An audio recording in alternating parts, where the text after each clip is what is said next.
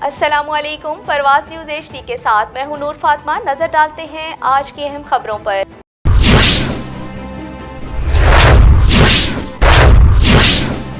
دار ارقم اسکول سرگودا کا سالانہ حفظ کنونشن کا انعقاد آرٹس کونسل سرگودا میں منعقد ہوا، جس میں بچوں اور ان کے والدین نے بڑی تعداد میں شرکت کی۔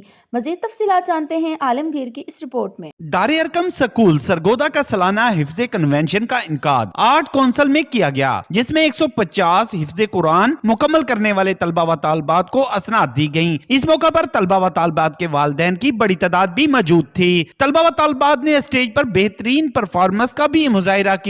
کیوں نہ ہو ممتاز اسلام دنیا بھر کے دینوں میں، وہاں مذہب کتابوں میں، یہاں قرآن سینوں میں۔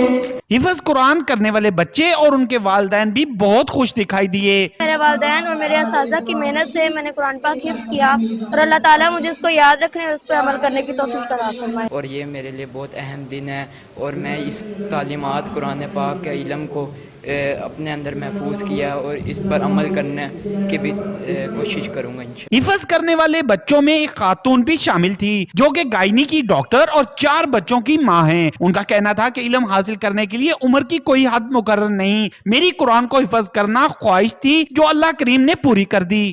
تمام بچیاں جنہوں نے آج حفظ کی شیلڈ حاصل کی ہیں ان کو بہت زیادہ مبارکباد ہے، اور قرآن ایک عملی تفسیر کا نام ہے۔ اگر وہ اس کو عمل کے ذریعے اپنی زندگی میں اپلائی کریں گی تو انشاءاللہ برکتیں ہی برکتیں ہوں گی، اور یہ آپ کو زندگی میں بڑھنے کے بہت سارے مواقع دیتا جائے گا۔ معاشرے کا فخر ہے، حافظ قرآن بھی ہیں، ڈاکٹر بھی ہیں، اور 4 بچوں کی اماں بھی ہیں۔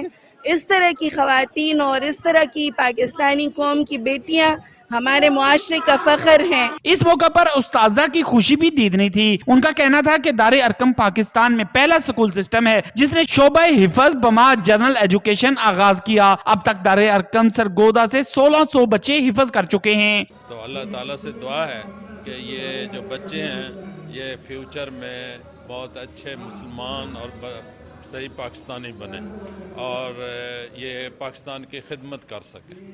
ہم اس پر اللہ تعالیٰ کا شکر ادا کرتے ہیں کہ جس کی توفیق سے اور جس کی رحمت سے ہمیں اس بات کی توفیق ملی کہ ہم دار ارقم میں شعبہ حفظ کا آغاز کیا۔ اس پروگرام کے مہمان خصوصی سمیہ رحیل قاضی، پروفیسر عرفان احمد، میاں اظہار الحق اور ڈاکٹر ارشد شاہد تھے۔